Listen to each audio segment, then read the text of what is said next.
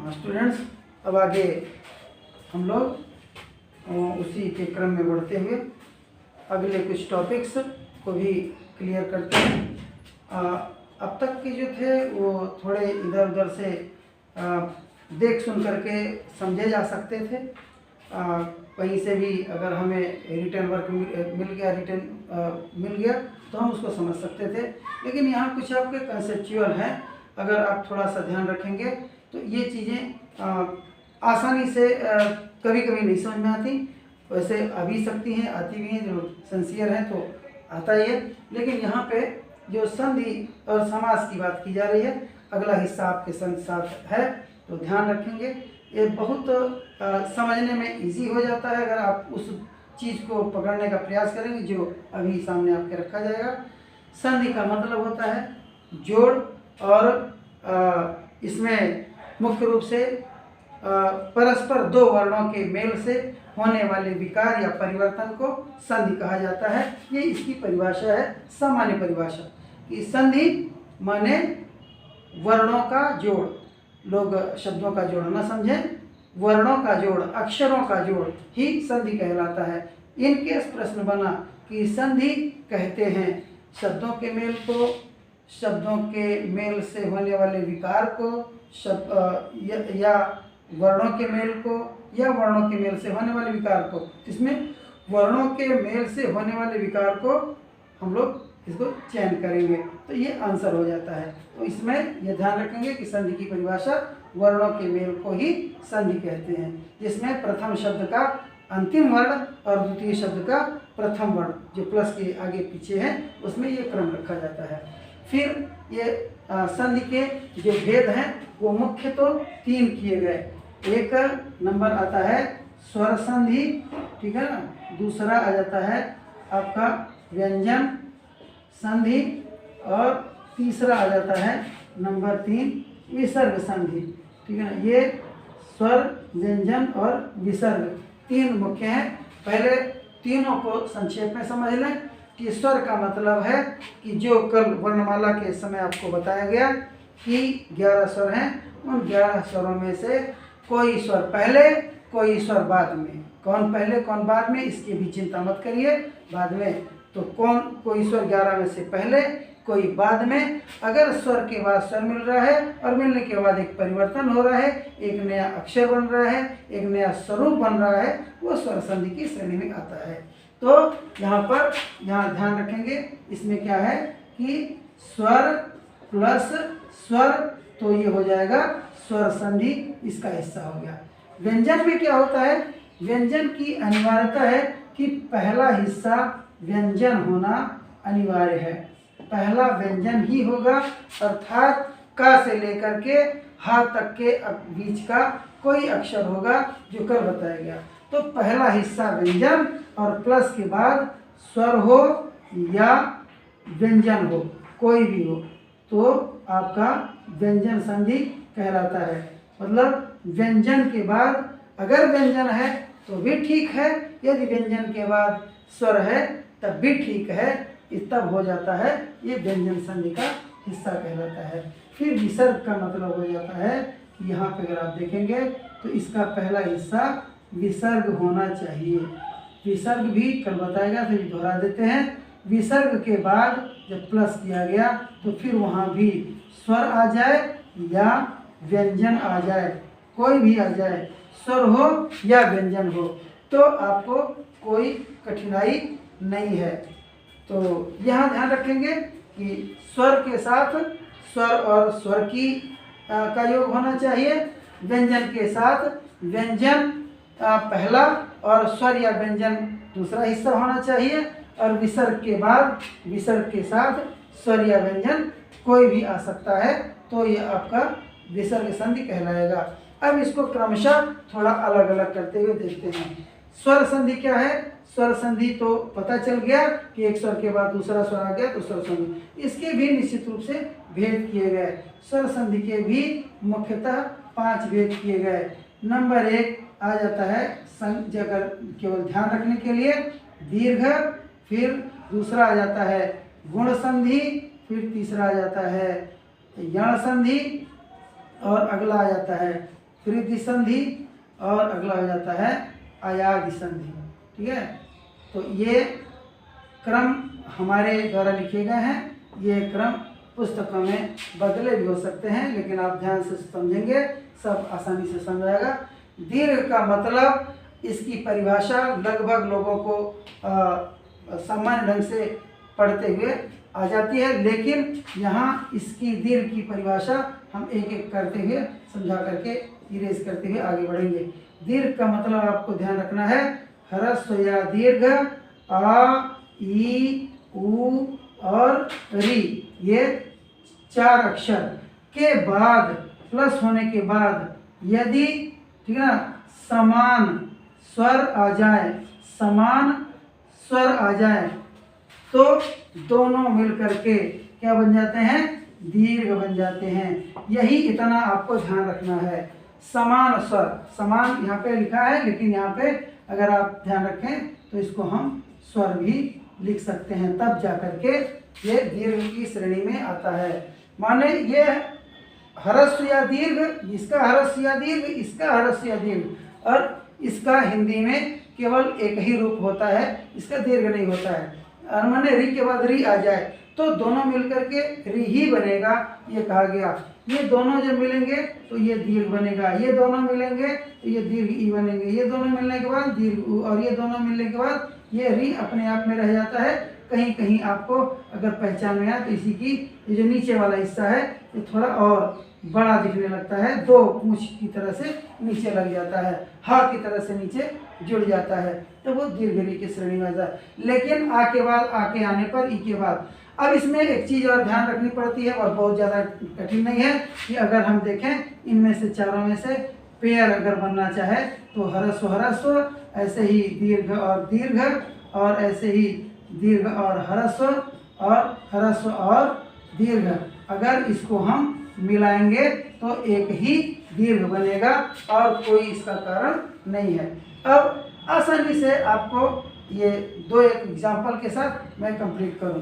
जैसे आप देखें कि महा लिखा गया और आत्मा लिखा गया, तो महा में आ और आत्मा में आ दोनों मिलकर के दीर्घ आ, और जो ऊपर से नीचे आता है ये अपने आप समाप्त होते हैं और एक नया स्वरूप जुड़ करके जब बनता है तो फिर यही वाला आकर के यहाँ से जुड़ेगा और फिर वहीं अपने आप में नया स्वरूप बन जाता है। ये आ के साथ, ई के साथ भी वही ऐसे ही लिखा गया नदी और लिखा गया ईश, और ये क्या बन जाएगा, नदीश। ठीक है ना, अर्थात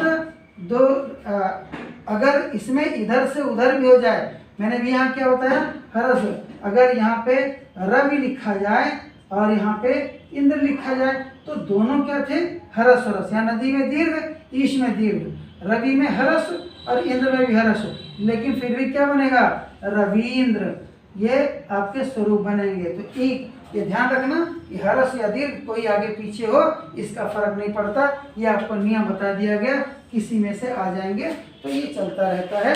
दीर्घ का उदाहरण है। ऐसे ही आप देखें तो शब्द आता है वधु, सॉरी ये सब है वधु, वधु है और उत्सव लिखा गया है, तो ये क्या हो जाएगा, वधूत्सव। ये भले ही दीर्घ है, फिर यहाँ ह्रस्व हो गया, लेकिन उ मिल करके यहाँ दीर्घ है, यहाँ दीर्घ, ये क्या मिल करके बन जाएगा, दीर्घ बन जाएगा। बना क्या, वधूत्सव बन गया।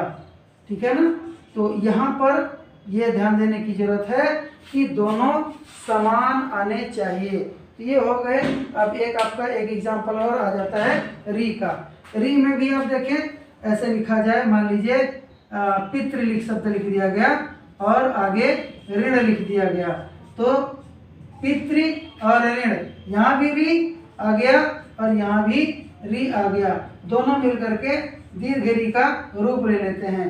अब नियम जो है कि इस री को जब नीचे लाया गया था, यहाँ हलंत लगाया गया, यहाँ से हटाया गया, यहाँ से हटाया गया, तो ये सब नीचे चला गया, तो इसकी जगह पे क्या बनेगा, ये दीर्घ लग जाएगा। ये दीर्घ लगने के लिए इसी को इस तरह से लगा देते हैं तो बन जाता है पितृण। ये कैसे शब्द लिखा जाएगा, मैं यहाँ पर इसे साइड में ही लिख देता हूँ, ये तो आपको लगेगा अलग जा रहा है। यहाँ पे क्या हो जाता है, ऐसे ही पितृण, ये आपका डबल स्वरूप, मतलब री के साथ री का प्रयोग तो दीर्घ री बन जाएगा। ये इस तरह से पितृण हिंदी में सामान्यतः आप देखें कि जो री का प्रयोग होता है वो ह्रस्व ही होता है। ये संस्कृत के साथ अगर जुड़ता हो तो ठीक है, लेकिन अगर इनकेस अगर ऐसा लिखा है, आपको ऑप्शन में देखना है, अगर इस तरह की स्थिति है तो ये इसका आपका संधि वाला युक्त शब्द होगा, बाकी आप अलग से देख सकते हैं। तो यह आप देखें कि चाहे वो ह्रस्व हो या दीर्घ हो, कोई भी अगर शब्द मिलता है तो दोनों मिलकर के दीर्घ हो जाते हैं। इसको हम कहते हैं दीर्घ संधि, ठीक है ना।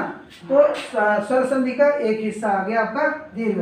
आप समझ रहे होंगे, ये जो सामने मैंने लिखा था ये डिफिनीशन एक तरह का है, लोग रटते होंगे चाहे जितना, लेकिन इतना ही आपको ध्यान रखना है कि जो ऊपर अभी लिखा है, फिर दोहराते ही आगे की ओर मैं दूसरे संधि की ओर बढ़ूँ तो ध्यान रखेंगे कि दीर्घ ह्रस्व दीर्घ आ ई उ री के बाद जब समान से स्वर आ जाएंगे तो दोनों मिलकर के दीर्घ हो जाएंगे, और यही उसी का क्रम है।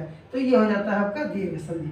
अगले की ओर हम बढ़ते हैं, आपका जो तेजी से खत्म भी हो जाए, समय भी को ध्यान रखना है, आपको ज़्यादा से ज़्यादा मैटर मिल जाए तो ध्यान रखना है। अगला आपका है गुण संधि। गुण संधि का भी डिफिनीशन आपको ध्यान रखना है कि ह्रस्व या दीर्घ आ के पश्चात क्या आना चाहिए, ह्रस्व या दीर्घ ई उ और री आना चाहिए। अगर आ जाता है ह्रस्व या दीर्घ आ के बाद ह्रस्व या दीर्घ ई उ री आ जाए तो यही ई ए में परिवर्तित हो जाएगा, ये उ ओ में परिवर्तित हो जाएगा, और ये री अर में परिवर्तित हो जाएगा। ये ध्यान में रखने की जरूरत है कि गुण संधि में क्या होता है। अब यहाँ पे देखेंगे कि ये दो पहले वाला जो कोई शब्द विच्छेदित होगा, ये पहले वाले में ये ह्रस्व या दीर्घ आ मिलेगा, और दूसरे वाले में आपको ह्रस्व या दीर्घ ई उ री में से कोई मिलेगा। जो दोनों मिलेंगे तो ये पहला वाला अपना स्वरूप नष्ट करेगा, बाद वाला भी अपना स्वरूप नष्ट करेगा, और दोनों की जगह पर बन करके बाद वाले ई की जगह पर ए और उ की जगह पर ओ और ई की जगह पर अर आ जाएंगे। अब हम एग्जाम्पल रख लेते हैं आपके सामने।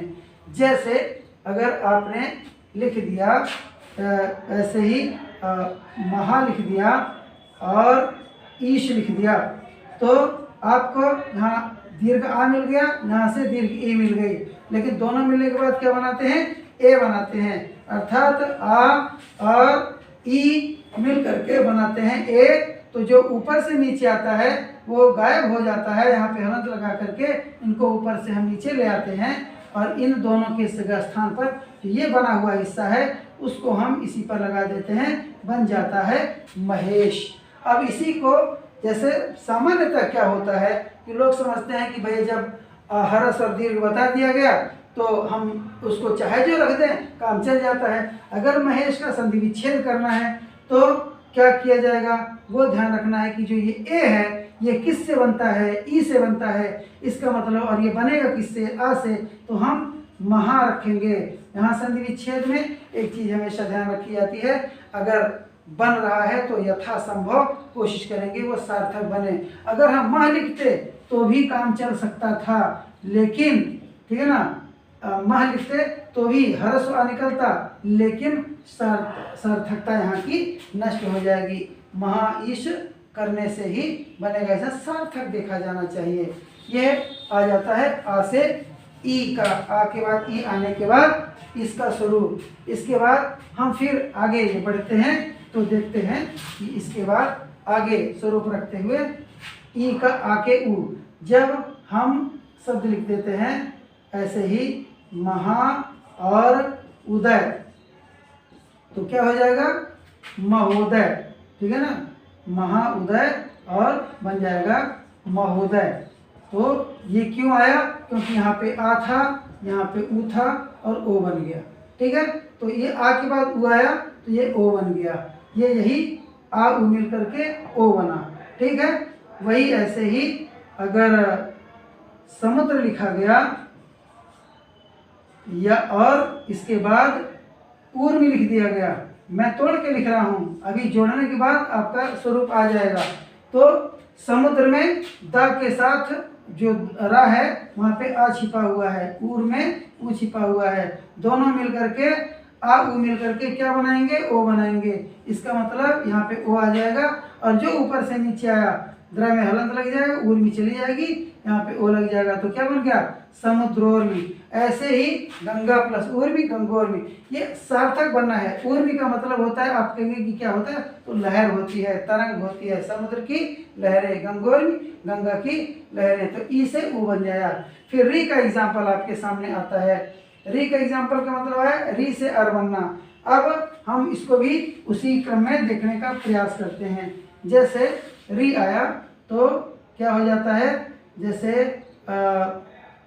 लिख दिया बसंत, बसंत आया तो त में हरस्व अ छिपा हुआ है, इसके बाद री आना चाहिए, तो लिख दिया गया ऋतु। ठीक है, तो बसंत ऋतु। अब इसको जोड़ना है, तो जोड़ेंगे तो क्या बन जाएगा, अगर आपको बताया गया अर बनता है तो ये अर का मतलब हो जाएगा बसंतर्तु हो जाएगा। ये इस तरह से इसका स्वरूप बनता है। तो फिर आप कहेंगे कि सर ये तो नहीं समझ में आ रहा कि कैसे यहाँ पे आ गया री का अर कैसे हो गया। तो ता में से क्या निकला था, अ निकला था, यहाँ से प्लस यहाँ से री, दोनों मिलकर के क्या बनाए गए, अर। ये दिख रहा है ना, तो ये अर का ही प्रयोग अंत में होना है। तो ये जो दोनों स्वरूप ऊपर से नीचे आए, ता में हलंत लगाया गया तब आ निकला, प्लस नीचे है ही री भी नीचे आया, तो इस जो को नीचे लाया गया। अब इस आ का उपयोग हमने ता के हलंत हटाने में कर लिया, बचा हुआ रा में हलंत है, इसको ऊपर कर लिया, ये हो गया बसंत ऋतु। ऐसे ही वर्षा ऋतु, वर्षा ऋतु, और भी शब्द इस तरह से आ जाएंगे, तो ये हो जाता है गुण संधि की परिभाषा। गुण संधि में क्या बताया गया, आप परिभाषा चाहे जितनी बड़ी लिखते हो, लेकिन इतना अगर आपको ध्यान में है कि हरस्य या दीर्घ के बाद हरस्य या दीर्घ ई उ री आ जाए तो दोनों मिलकर के ई का ए उ का ओ रीकार बनेंगे। ये आपकी गुण संधि की परिभाषा है। अब इससे आगे आपका आ जाता है यण संधि। यण संधि को भी थोड़ा तेजी में देखने का प्रयत्न करते हैं, ध्यान से देखेंगे, संधि भी आपकी पूरी होगी। और मुझे लगता है ये कंसेप्चुअल है, आप आसानी से समझ रहे होंगे, क्योंकि मैथमेटिक्स की तरह से है, जो अक्षर इधर से उधर चला गया फिर ये बिगड़ जाएगा। इसलिए इसको जोड़ना और तोड़ना दोनों विधि तब आपको पता चलेगी जब आपको ये ध्यान होगा कि हम कौन सा अक्षर जोड़ रहे हैं। अभी मैंने गुण की जो बात बताई, गुण में एक और क्लू आप देख सकते हैं कि ये सामान्यतः, बहुत से वैसे अलग भी शब्द मिल जाएंगे, ऐसा नहीं है, लेकिन सामान्यतः की बात की जा रही है कि आपको जो भी संधियुक्त शब्द मिलेंगे उसमें आपको कहीं न कहीं ऊपर जैसे कोई शब्द लिखा है, अभी मैंने कहा रमेश लिखा था तो ये रमा ईश है, या महोदय लिखा था तो महोदय लिखा है, लेकिन ये दो अक्षर हैं। और र का उपयोग भी ऊपर लिखेगा, जैसे महर्षि लिखा था तो ये इसमें क्या ऊपर अर लगा है। तो एक तरह की मात्रा, एक ही मात्रा अगर दिख रही है तो ये मान के चलिए कि वो शायद ये गुण संधि के अंतर्गत ही है, क्योंकि ए ओ और अर इसी में आता है। ये हो जाएगा आपका गुण संधि। अब हम आगे बढ़ते हैं, तो क्लू के लिए मैंने आपसे बताया कि आप पहचान पाएंगे कैसे। कभी कभी हो जाता है कि रमेश में कौन सी संधि है, तो अब विच्छेद भी नहीं लिखा गया, ऊपर दीर्घ गुण आदि कुछ लिखा गया, तो आपके लिए कठिनाई हो। तो इसके लिए देखना कि जब ऊपर एक मात्रा लगभग लगी है, ऐसा सामान्यता देख करके, तो आप देखेंगे कि एक पूछ वाले में हम उसको गुण संधि का श्रेणी समान ढंग से मान के चलेंगे। अगला देखते हैं यण संधि। यण संधि के लिए भी डिफिनीशन क्लियर है, मैं डिफिनीशन का स्वरूप लिख रहा हूँ। हरस्व या दीर्घ ई उ और री।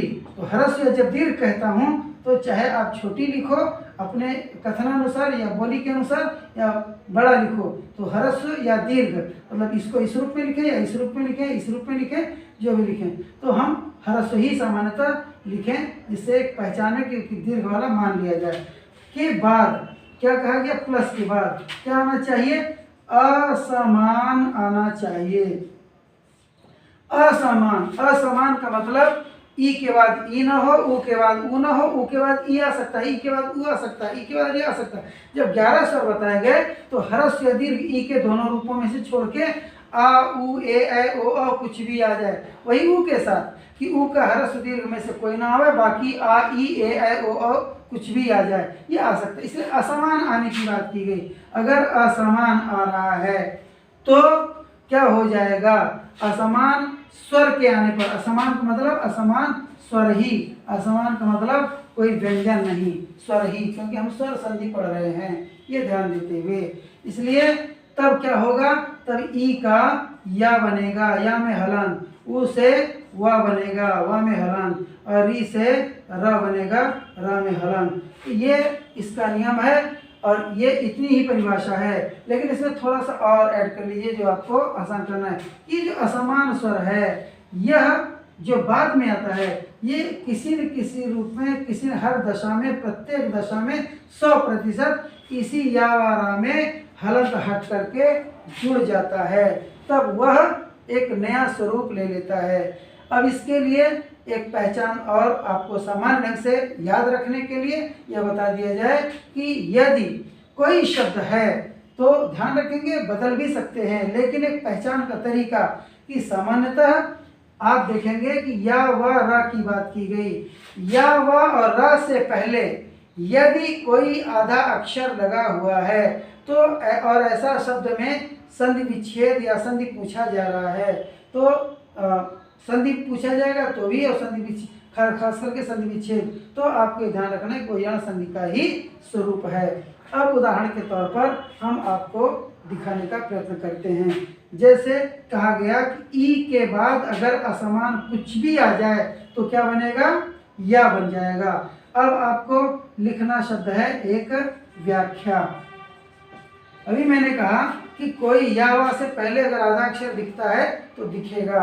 यहाँ पे आपको दिख रहा है या यहाँ भी है या यहाँ भी है, दोनों आधे अक्षर हैं, लेकिन ये ध्यान रखना पड़ेगा कि सही जगह से कहाँ टूट सकता है, ये किस संधि का है, तो ये टूटने की स्थिति में एक सार्थक शब्द भी बनना चाहिए। अभी ऊपर भी आपसे बताया गया था। तो यहाँ देखते हुए कि ये वाह है, वाह से पहले, अरे या है, या से पहले वाह है, तो हम वाह को अलग कर लेते हैं, वाह में हलंत है। या को ही तोड़ करके क्या बनाना है, ई बनाना है। यहाँ पे नियम लिखा हुआ है, इसलिए वाह को तोड़ करके ई बनाना, इसका मतलब या को यहाँ से नष्ट करेंगे, वाह में ई लगा देंगे।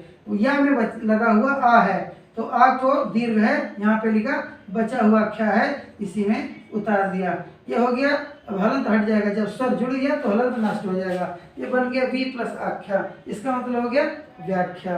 अब यहाँ पर आपको लग जाता है कि ये व्याख्या मत का संधि विच्छेद सही हो गया।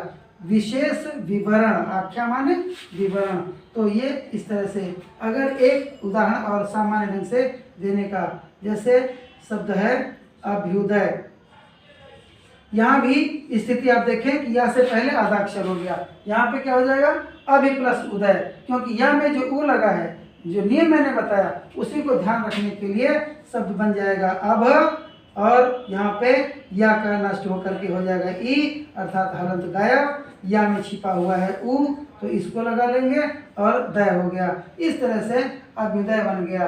इसको फिर से जब जोड़ते हैं तो मैंने जो बताया आपको नियम कि असमान कैसे होता है, यहाँ भा में से ई निकालते हैं और यहाँ से उदय से वो निकालते हैं। दोनों निकालने के बाद ई का बना लेते हैं, या हलंत लग गया, ये भी स्वरूप नष्ट हो गया। अब ऊ को क्या लगा देते हैं, इसी में जोड़ देते हैं, जैसे वैसे जो अभी आपको बताया कि ऐसे जुड़ जाता है। अब यही चीज़ जो आया तो यहाँ से क्या था, नीचे ये उतारा गया था, अर्थात ये फिर से वही अपने स्वरूप में आ गया। ठीक है, हलंत लगा करके नीचे ई उतारा गया था, तो ये तो अभी हलंत लगा रहेगा। फिर यहाँ से जो नीचे आया उसको अब यही यू कहाँ जाएगा, यहीं पे लग गया, और जब ये लगा ये आधे के रूप में, जो हलंत हटता है आधा दिखता है, फिर वही स्वरूप में चला गया। तो ये एक तरह से यही स्थिति वाह के साथ भी दिखेगी। हाँ, हम छोटा शब्द लिख देते हैं। एक शब्द है अन्वय। अब यहाँ पे वाह से पहले स्वागत आप जानते हो, सु प्लस आगत, क्योंकि वाह से ऊ बनेगा, वाह है तो ऊ बनेगा। ऐसे ही री है तो रा बनेगा। तो ये री का रा कैसे लगा, पहले री आएगा बाद में, तो री का एग्जाम्पल क्या है। अब ऊ का वाह मैंने बता दिया, आप सहसान, क्योंकि समय के अभाव के कारण मैं उदाहरण पूरा आपके सामने नहीं कर सकता, क्योंकि बहुत समय लग जाएगा। फिर अगला आ जाता है, एक शब्द है री का उदाहरण, पितृ और आज्ञा। तो यहाँ क्या है, री के बाद असमान आ गया। असमान होना अनिवार्य है, बस एक चीज ध्यान रखेंगे, अपने आप क्लियर हो जाएगा। तो यहाँ री है और री के बाद दीर्घ आ है। दोनों री के बाद अगर असमान आ गया तो री का बन जाता है र, और ये आ जा करके जुड़ेगा, इस तरह से बन जाता है। और ये जब नीचे से यहाँ से निकाले और ऊपर से निकाल देंगे, ये रा यहाँ पे हलंत के साथ इस तरह से जुड़ा। ये बनता कैसा है हम लोग समझते हैं, ये इस तरह से लिखा जाएगा जो हमारी लेखन की शैली है। तो ये पितृज्ञा मतलब ये जो आज की व्यवस्था में है, जैसे आप जानते हैं पहले विद्या इस तरह से लिखा जाता था, और आज के विज्ञान ने जो यहाँ का व्याकरण विज्ञान है, हिंदी मानक संस्थान है, इसने इसको इस तरह से स्वीकार कर लिया, तो वो उसी स्वरूप से आकर के मिल जाता है। ये स्थिति हो गई आपके यण संधि की। फिर इसी क्रम में फिर हम आगे बढ़ते हुए तेजी में अगले को खत्म करेंगे। अगला भी आप ध्यान रखें। अगला शब्द है आपका वृद्धि संधि। वृद्धि संधि का मतलब होता है कि जो मूल शब्द का एक विस्तृत स्वरूप है, जिसके आगे का स्वरूप नहीं बनाया जा सकता, उससे आगे हम नहीं जा सकते, हमें उसी को लिखना और समझना है। आगे देखें तो ये है आपका वृद्धि। वृद्धि में की भी परिभाषा मैं शॉर्टकट में लिख रहा हूँ। जैसे पहले लिखा कि यहाँ क्या है कि ह्रस्व या दीर्घ आ के पश्चात दूसरा क्या आ जाएगा, ए, ऐ और ओ और औ आएगा। तो ये जो ओ औ आ जाएंगे तो कहा गया कि यदि आग इसमें से दोनों में से कोई एक और इन दोनों में से कोई एक, ए रहेगा तो भी ऐ रहेगा तो भी, दोनों मिलकर के बनाएंगे ऐ। इनमें से दोनों में से कोई, इन दोनों में से कोई, यह रहेगा तो भी, यह रहेगा तो भी, दोनों में से जो आकार प्रकार में, रंग रूप में, डिजाइन में बड़ा है उसी को औ, ये बनेगा। तो ये आपके लिए आसान हो जाता है। परिभाषा इतनी ही है, बाकी लिखे चाहे जितना बड़ा कोई लिख दे, तो ये परिभाषा अगर इस ढंग से आपके सामने आ रही है तो क्लियर है कि जैसे लिखा गया। अब चर्चित शब्दों की को लिख करके आपके सामने थोड़ा जल्दी खत्म करेंगे। जैसे सदा लिखा गया और एव लिखा गया, ये आपको पता ही है कि सदैव हो जाता है, ठीक है ना। तो यहाँ क्यों बना, क्योंकि ए का ऐ बना, आग के बाद ए आया तो भी ऐ, और आ के बाद अगर ऐ आता तो भी ऐ वैसे ही बनता। जैसे लिखा गया महा और ऐश्वर्य, सॉरी ऐश्वर्य का मतलब, ठीक है ना, सब समझते ऐश्वर्य, जल्दी के, हाँ ऐश्वर्य, तब ये क्या बन जाएगा, महेश्वर्य, ठीक है। ये इस तरह से शब्द बन करके तैयार होते हैं। मतलब ए आए तो भी आए, ऐ आया तो भी आए, इस रूप में दिख रहा है। वही स्थिति ओ के साथ अगर लिखा गया जल और ओध, ठीक है ना, तो क्या बनेगा, ये जलौध बन जाएगा, ओ का औ बन जाएगा। अगर महा लिखा गया और औषधि लिखी गई तो महौषधि ही बनेगा।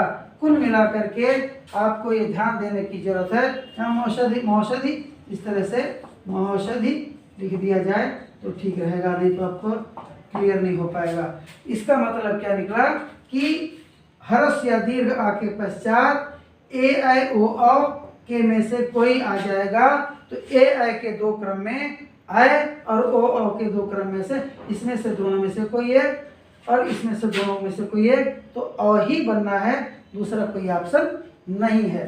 तो ये हो जाता है आपकी वृद्धि संधि। इसके बाद आ जाता है आपका अयादि संधि। अयादि भी थोड़ी टेक्निकल है, ध्यान रखेंगे तो आसानी से यहाँ भी आ जाएगा। सब ये मैथमेटिकल है, कंसेप्ट अगर आपका क्लियर है तो ये आसान हो जाता है। अगला, हाँ आगे लिखा है कि ये अयादि, अयादि का मतलब है ये आपका अंतिम जो स्वर संधि का भेद है, इसका भी डिफिनीशन आप देखेंगे तो ए, ऐ, ओ और औ, यहाँ जो अभी वृद्धि में था यहाँ वही स्वरूप आ गया। तो ए, ऐ, ओ, औ के बाद क्या आना चाहिए, यहाँ कहा गया अन्य आना चाहिए। अन्य में ए, ऐ, ओ, औ के बाद चाहे जिस रूप में होगा वो केवल 2-3 अक्षर बचते हैं। री को का प्रयोग कम होता है, केवल अ, ई और उ, अन्य में यह आ जाते हैं। अगर इनके बाद यह आएगा तो इनके स्वरूप में परिवर्तन होगा। और इनके स्वरूप में परिवर्तन क्या होगा? अगर इनके बाद इनमें से कोई आ जाएगा तो ये पहला वाला ए है तो आय बनेगा, आय है तो आय बनेगा, ओ है तो आव बनेगा, औ है तो आव बनेगा। ये ध्यान रखेंगे। फिर जो ये है, ये फिर जैसे यहाँ संधि में बताया गया था, ये हलंत को हटाएंगे। जो हलंत साथ में लगे हुए हैं इनको हटाएंगे, इन्हीं को हटाएंगे और अपने स्वरूप को इसी के साथ जोड़ देंगे। मतलब अगर ह्रस्व आया तो यहाँ पे क्या हो जाएगा? पूरा या निकलेगा। और अगर ई आई तो यहाँ पे ई लग जाए, किसी में भी रख सकता है। ऊ आया तो इसी या में ऊ की तरह से इस तरह से जुड़ जाएगा। ये केवल ध्यान रखने की बात है, यह भी इसी में आकर के यानी की तरह से जुड़ जाते हैं। अब यहाँ ये देखना पड़ता है कि इसमें से विच्छेद जब होना होता है तो ये देखा जाता है कि अभी आपको ये बताया गया कि हलंत लगे हैं आय आय अव में, तो ये 2 अक्षर और ये 2 अक्षर, मतलब यहाँ या, यहाँ या, यहाँ वा, यहाँ वा। तो या से पहले ह्रस्व आ, यहाँ भी वा से पहले ह्रस्व आ, यहाँ वा से दीर्घ, यहाँ या से पहले दीर्घ। तो इन्हीं को ध्यान रखना है कि जो हमें शब्द मिलता है, जब संधियुक्त शब्द मिलेगा तो संधियुक्त शब्द ध्यान रखेंगे। संधियुक्त शब्द मिलेगा तो या वा से पहले या तो आ की मात्रा मिलेगी या तो नहीं मिलेगी, इसके अलावा दूसरे कोई अक्षर नहीं मिलेगा। या वा पर कुछ भी लग सकता है, ये चलेगा, लेकिन या वा से पहले हमको केवल ह्रस्व अ और दीर्घ आ की मात्रा का ही प्रयोग करना रहता है। तो ये आपका हो जाएगा। अब इसके लिए बहुत से आसान से तमाम शब्द हैं, जैसे अगर शयन का प्रयोग किया जाए। अब ये शयन में या से पहले जो अक्षर है इस पर कोई मात्रा नहीं है, इसका मतलब जब यह शब्द आया आ ह्रस्व वाला आया ए बनेगा। ये कौन टूटेगा?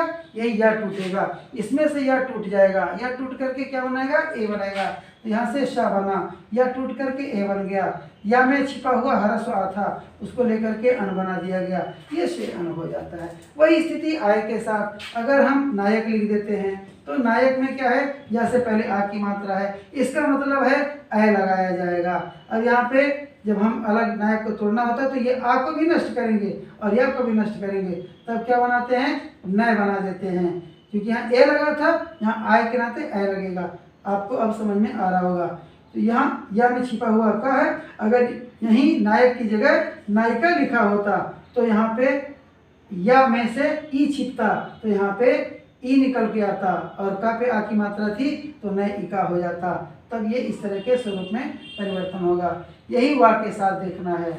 वा में भी वही स्थिति है, पवन लिखा गया है, श्रवण लिखा गया है, भवन लिखा गया है, तो उस तरह से उसी में निकल के आएगा। और अगर आगे आव का है तो फिर पावन लिखा जा सकता है, ठीक है ना। ऐसे ही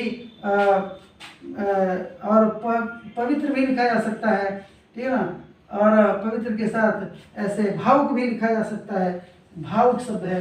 तो यहाँ पे क्या है कि वा से पहले देखिए कहीं पे आ की मात्रा नहीं है और कहीं पे वा से पहले आ की मात्रा, यहाँ भी आ की मात्रा, यहाँ भी जो ई लगा हुआ है ये ई तो बाद में चला था, इसलिए इसका कोई बहुत मतलब नहीं है। तो इसके लिए आ ई उ आया तो ई आया, यहाँ पे ई आ गया, यहाँ भी नायिका में ई आ गया था, ये उ आया तो भावुक में आ गया। मैंने जो आपसे बताया ये आपके साथ जुड़ जाते हैं। ये हो जाती है आपकी स्वर संधि के भेद, ठीक है। स्वर संधि कंप्लीट हो गया आपका। स्वर संधि के बाद अगर देखना है तो केवल व्यंजन में, व्यंजन का जो एक मुख्य रूप है उसी की चर्चा की जाएगी। बाकी फिर बहुत आसानी से जो आने वाले हैं, जो आसानी से ज़्यादातर परीक्षा में आते हैं, उसी की चर्चा हम करेंगे। व्यंजन के भेद नहीं किए जाते, व्यंजनों को नंबरों में लिखा जाता है, लेकिन इसका जो सबसे बड़ा है, जो सबसे महत्वपूर्ण है, जो सबसे ज़्यादा आता है, उसको नंबर 1 पर लिखेंगे। उसकी परिभाषा क्या है कि का, च, ट, त, प। ये क्या है? ये व्यंजन से है भैया, ये ध्यान रखिएगा। ये व्यंजन संधि है, ठीक है ना। व्यंजन संधि का स्वरूप है नंबर 1 का च ट त प के पश्चात अगर प्लस करने के बाद क्या आना चाहिए, कोई स्वर आ जाए, ध्यान रखेंगे, कोई स्वर हो, अथवा है ना व्यंजन का किसी वर्ग का तीसरा या चौथा वर्ण हो, अथवा या र ल व हो। ये इतने अक्षर की बात की गई कि क च ट त प के पश्चात कोई स्वर हो, माने आ से लेकर के अ तक कोई स्वर हो, अथवा तीसरा चौथा कोई वर्ण हो। तीसरा चौथा माने कवर्ग चवर्ग टवर्ग तवर्ग पवर्ग में से तीसरा चौथा माने गा घा जा झा ऐसे डा ढा, तो आप समझ सकते होंगे ये वर्ण होने चाहिए, अथवा या अलावा में से भी कोई हो। तब होता क्या है, तब यही का च ट त प अपने वर्ग का तीसरा बन जाता है। जैसे का है तो गा बन जाएगा, चा है तो जा बन जाएगा, टा है तो डा बन जाएगा, ता है तो दा बन जाएगा, पा है तो बा बन जाएगा। ये नियम है। और इसी से जैसे अगर आप देखें लिखा जाए वाक और ईश, यहाँ स्वर आ गया ना, यहाँ कहा कि कोई स्वर आ जाए तो वाक का के बाद कोई स्वर आ गया तो ये क्या बन जाएगा, वागीश बन जाएगा। ठीक है। यदि कहा गया तीसरा चौथा कोई आ जाए तो अगर लिखते हैं वाक लिख दिया और जाल लिख दिया तो क्या हो जाएगा, फिर आपको पता है कि व्यंजन में से तीसरा चौथा कोई आ गया तो वाक जाल हो जाएगा। यहाँ पे समझ में आ रहा है ना, वाग जाल हो गया। यदि कहा गया चौथा भी आ जाए तो भी क्या है, जैसे लिखा गया दिग लिखा जाए और भ्रम लिखा जाए तो क्या हो जाएगा, दिग्भ्रमित, दिग्भ्रम होता है ना। तो इस तरह से आपको एग्जाम्पल के तौर पर सामने रख दिया गया। ये आपका आ गया। यार अलावा में से भी कहा जाए, अगर लिखा जाए तो मान लीजिए ऐसे लिखा गया शट और लिखा गया यंत्र, ठीक है ना। टा है, कहा कि क च ट त में से कोई आ जाए तो टा है और यंत्र आ गया तो टा के बाद यार अलावा में से भी कोई आ गया ना तो क्या हो जाएगा, षड यंत्र। जैसे लिखा है वैसे ही षड यंत्र बन गया। तो टा का डा बना कि नहीं, तीसरा बना कि नहीं बना। तो ऐसे ही अगर ता आ जाता है, मान लीजिए जगत लिखा गया, सॉरी जगत लिखा गया, देखते हैं इसको, जगत लिखा गया और ईश लिखा गया तो क्या बन जाएगा, ता है स्वर आ गया तो क्या बन जाएगा, जगदीश बन जाएगा। ठीक है ना, क्योंकि ता से ता बन गया, तीसरा बना। तो ये आपको ध्यान रखना है, ये व्यंजन संधि के एग्जाम्पल्स हैं। ठीक है। ऐसी में एक उदाहरण और जो आपका विसर्ग संधि है, विसर्ग संधि को भी हम समझें। इसमें और भी है लेकिन ये सबसे महत्वपूर्ण, यही इसे बहुत स्वरूप है क्योंकि आपको दिखाया गया कि क च ट त के बाद सारे अक्षर इसी में से निकल करके प्राय आते हैं। अगर इसी में से एक आध जगह आ जाता है, माँ भी आ जाता है तो पचवा बन जाता है। फिर देखते हैं विसर्ग संधि। विसर्ग को आपको बताया गया कि विसर्ग में क्या होता है कि विसर्ग के बाद स्वर या व्यंजन किसे कहना होता है। अब यहाँ भी विसर्ग संधि का जो एक सबसे महत्वपूर्ण हिस्सा है कि कहा जाता है कि यदि विसर्ग के पश्चात, ठीक ना, पहला हिस्सा क्या होगा, विसर्ग होगा और विसर्ग के पश्चात यहाँ पर कई क्रम में रखे जाएंगे। तो मुख्यतः श वाले की हम अगर देखें कि किसी वर्ग का पहला दूसरा आ जाए, का खा आ जाए, चा छा आ जाए, चा छा आ जाए और टा ठा आ जाए, टा ठा आ जाए, ता था आ जाए और पा फा आ जाए। तो इस क्रम में अगर विसर्ग के पश्चात कोई आ जाएंगे तो आपको देखना पड़ेगा कि यदि का खा, ठीक है, सॉरी ध्यान रखेंगे, का खा, टा ठा और पा फा, अगर ये तीनों के क्रम में कोई आएगा तो यहाँ से क्या बनेगा, मूर्धा श बनेगा। ये ध्यान रखेंगे। विसर्ग के पश्चात क ख में से कोई, ट ठ में से कोई, प फ में से कोई आ जाएगा तो मूर्धा श बनेगा। इसको थोड़ा सा क्लियर करके ध्यान रखें। तो ये इस तरह से बन के आएगा, तो ये हो जाएगा। यदि विसर्ग के पश्चात च छ में से कोई आ गया तो तालव्य श बन जाएगा।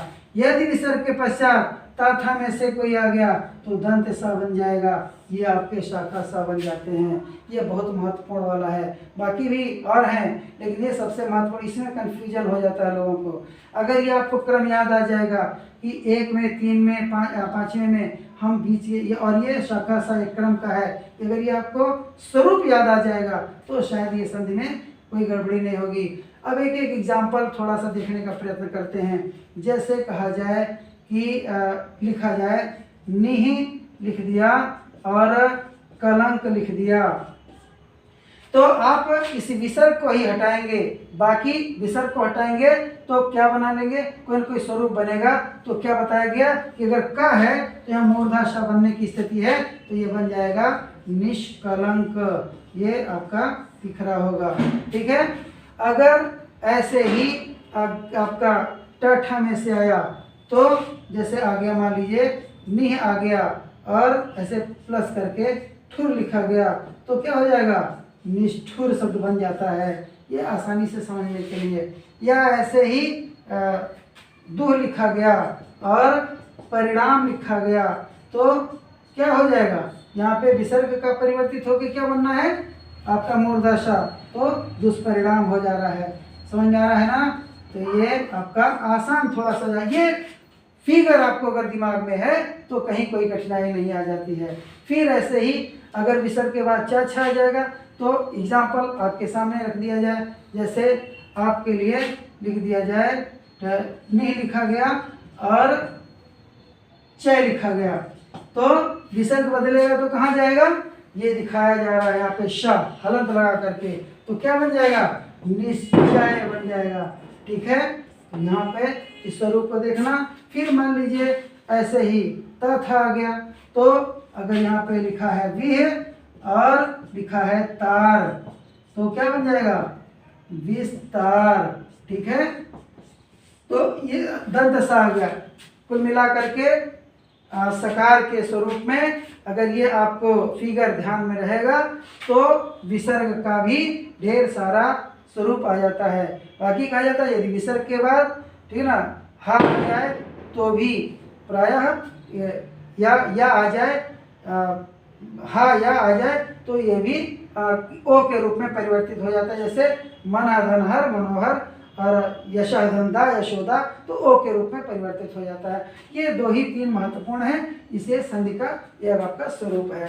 फिर इसके बाद का जो हिस्सा है फिर वो अगले टॉपिक पे दिया जाएगा, अगला शेष अगले हिस्से में आएगा। धन्यवाद।